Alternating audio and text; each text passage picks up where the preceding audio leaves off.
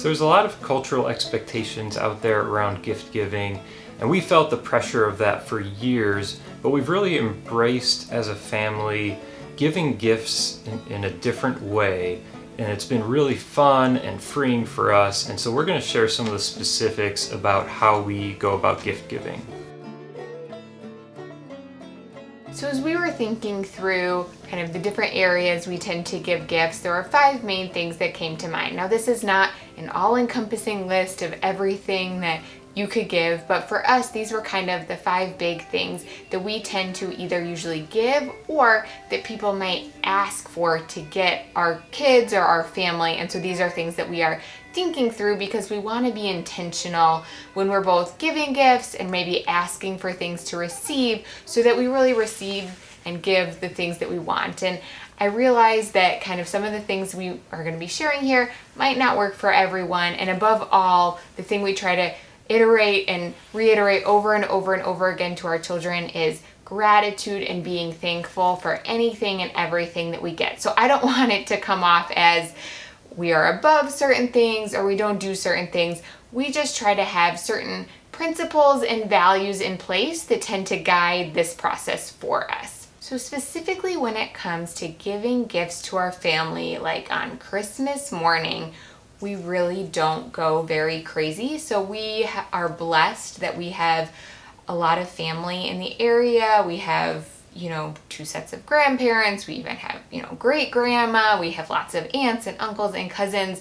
And we have lots of people who like to get gifts for our family and for our children. And so when it comes to Christmas morning and giving gifts to our family, we really don't get a ton. We get a few specific and intentional gifts to open at Christmas morning, and that's what we do. And that is great. And it's still a really fun morning. Everyone still really looks forward to it, but we just give a few intentional things. And so one of those things, and kind of the first main category that we're going to talk about here, are books. So we love books. And so every year in our kids' stockings, we give them a chapbook. And a chapbook is basically like, so when we were kids, we would take pictures, right, on our little our camera with film, and actually get the film printed and print off pictures, and then we'd put them in these little flip books that we would have that we could look through.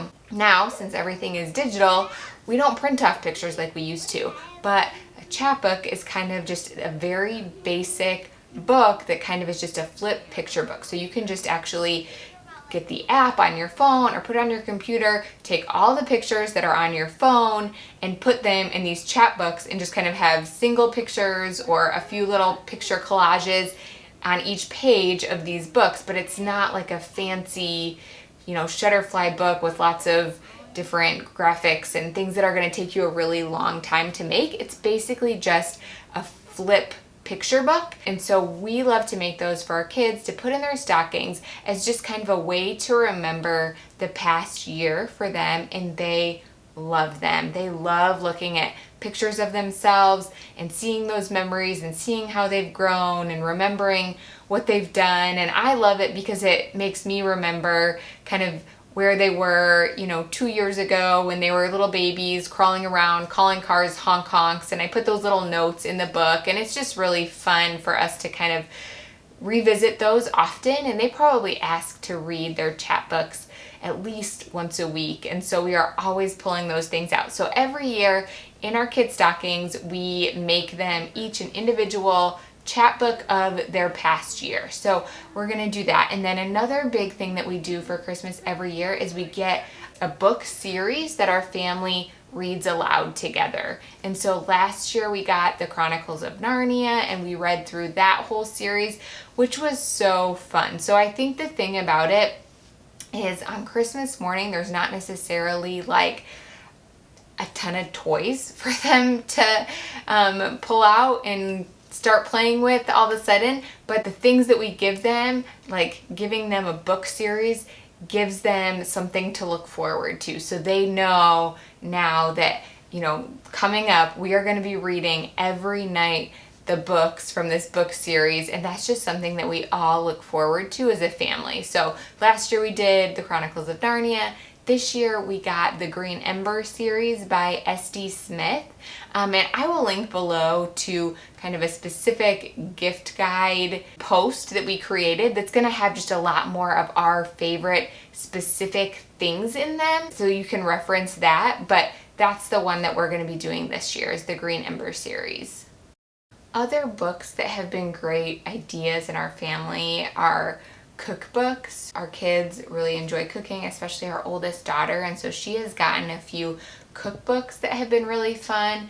They always, when it comes to making dinner, if they can have a say and pick out a recipe that they want to make and they can help make it, it's just like they are just feel so accomplished and they love the food that they make. Like recently we made this sausage egg casserole that we had, and they basically put the entire thing together themselves and it was delicious. And so we love just, if they have cookbooks, they love to flip through them, they love to pick out things to make, and so it's just a win-win for everyone.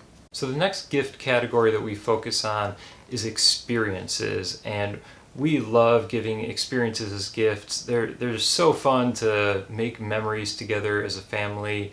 We also love to ask for experience gifts from other family members. Things like classes or lessons, a pool pass, maybe a membership to a local zoo or museum. Every year our grandparents get everyone a one-day pass to an indoor water park close by. That's something that's really fun. Everyone looks forward to that. And every year we really like to gift our family an experience that they can look forward to and happens right around Christmas time. So this year we got everyone tickets to go to Medieval Times, which is this really fun, entertaining kind of dinner show that happens in our area locally. And so that's happening like 2 days after Christmas, and we're super excited for that one this year.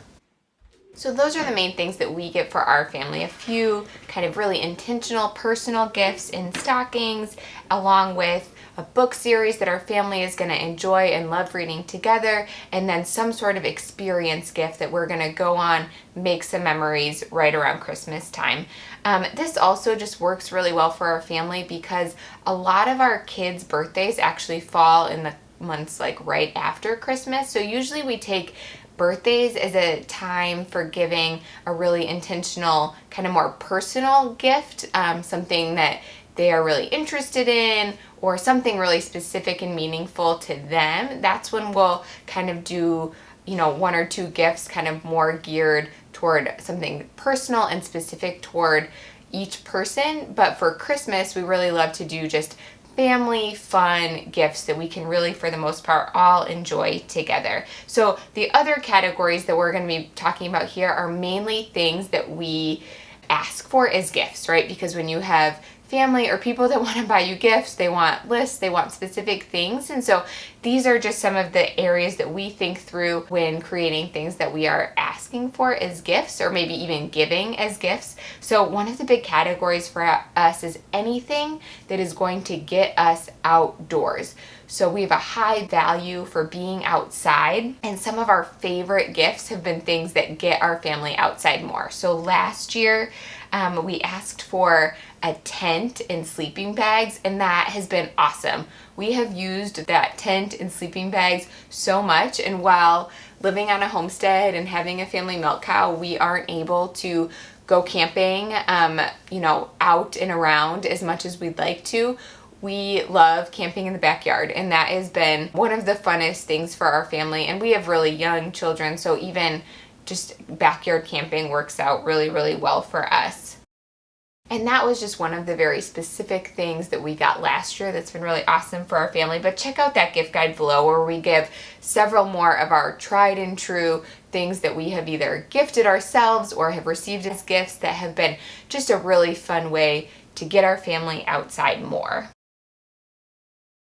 Okay, so clothing. I felt like we could not create and talk about gifts without talking about clothes, because I think the first thing that we often get asked when it comes to gifts for our kids specifically is what size they are. I have found my number one tip when it comes to how to be intentional around clothing for kids is to ask for very specific items that they need, as opposed to just saying, clothes, then you could end up with anything. But I found that if you ask for specific things, then you tend to get what you actually need. So for instance, I love for our kids to have a pair of like wool base layers, nice wool base layers in all the size that they are. So that's something that we ask for almost every year. It's just a really helpful thing to have in their closet. And actually now that the weather has been getting colder, have been like living in my base layer shirt, and I wear it pretty much constantly. It's just such a good staple clothing item to have. So that's something we always ask for,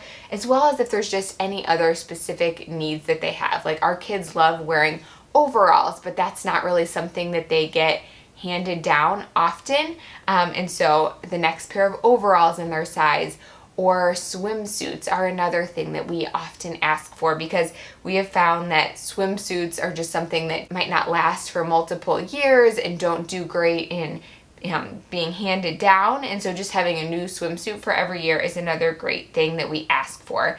We are very blessed in that our kids have gotten tons of hand-me-downs from older cousins, and they also all share a room. And so clothing space is just super, super limited. So I just try to be really intentional about what clothing comes in. I find that we are already having to regularly clean out drawers to make sure everything is fitting.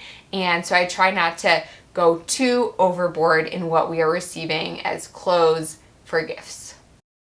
And then the last category of gifts that we absolutely love are just anything that's going to fall in that shop small, local category. So another thing that we love to stick in our kids' stockings is just an extra little treat. It's just something that we pick up locally. So like last year, Jim went out to the local farmer's market and he got just a unique item for each kid. So for example, our then 4-year-old at the time loves noodles, like loves noodles. And we don't have them very often, but Jim picked up for him these locally made, really fresh ingredients package of noodles, and he still talks about those noodles. And he even said recently, like, I wonder if I'll get more noodles for Christmas this year. He was so excited. And so just those really personal gifts that you can only find locally just speak volumes. And we love supporting local people, and there's just such a difference when you're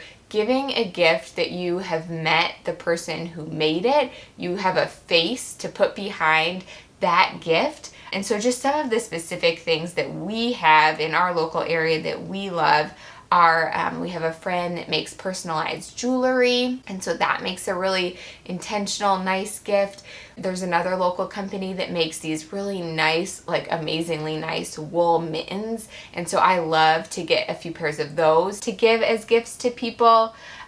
Personalized, like custom house paintings. Jim's sister actually makes these custom house paintings. That's just a really special personalized gift. And so those are just a few of our favorite kind of shop small, shop local gifts that we love to give. Okay, so those are the 5 things that we love as gifts. And then that one thing that we try to avoid is toys. So don't think we are like the Christmas Grinches who don't let their kids have toys or play with toys, because that's not true at all. Toys are inevitable.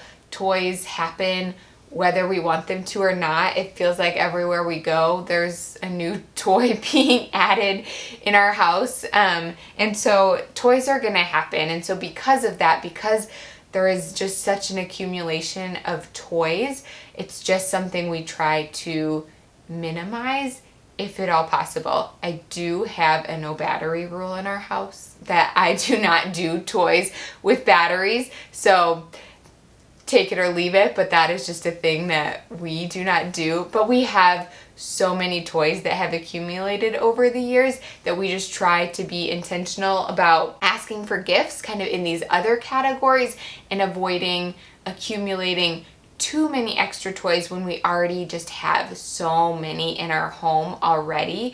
And just to share a little bit about kind of how we do our toy system and what works really well for our family, because this has been such an area of stress for us over the years. So I feel like when you have a ton of toys and you live in a small house and you're just not sure what to do with them or where to put them or how to store them and make this whole toy thing work out, what we ended up doing is creating the system of 4 large bins. So we have these 4 bins and they each have they each serve a separate purpose. So we have our Magnetile and Lego bin, we have a Brio train set bin. So actually a lot of them are from Jim's childhood, but our boys have gotten so many of these Brio train tracks and sets, so that all goes in one bin.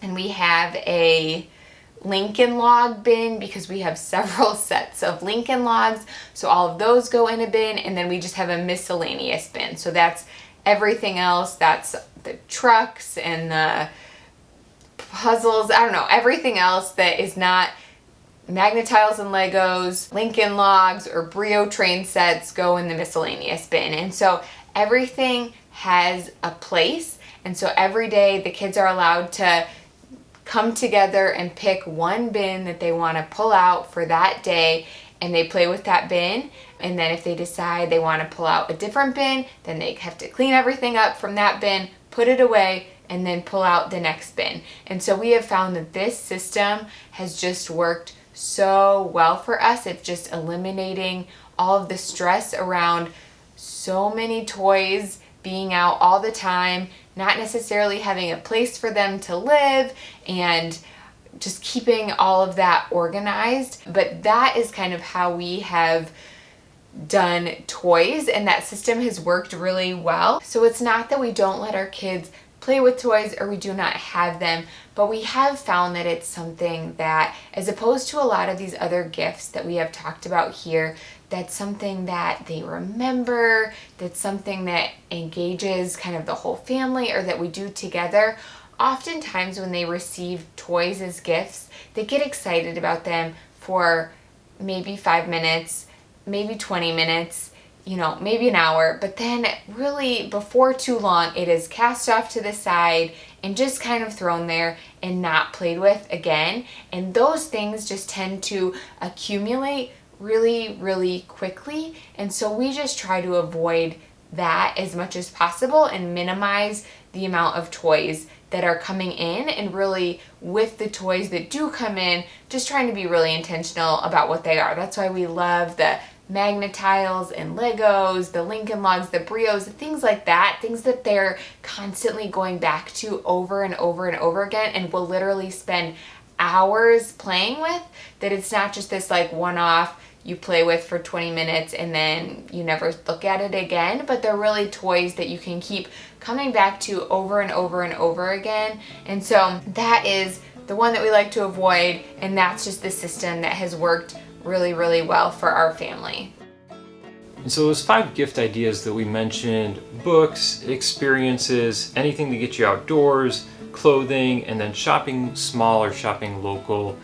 There's nothing super flashy about those gifts, but one of the things that we love about kind of giving these more time-tested, enduring, thoughtful gifts is that, especially with kids, one of the things that we're imparting to them is that gift giving is not just about stuff and accumulating more stuff, or that it's not just about this kind of high or an experience that's kind of in that one moment in that day, but that we're giving gifts that really kind of have this lasting element to them, where they continue to create memories, or they continue to be used over and over again.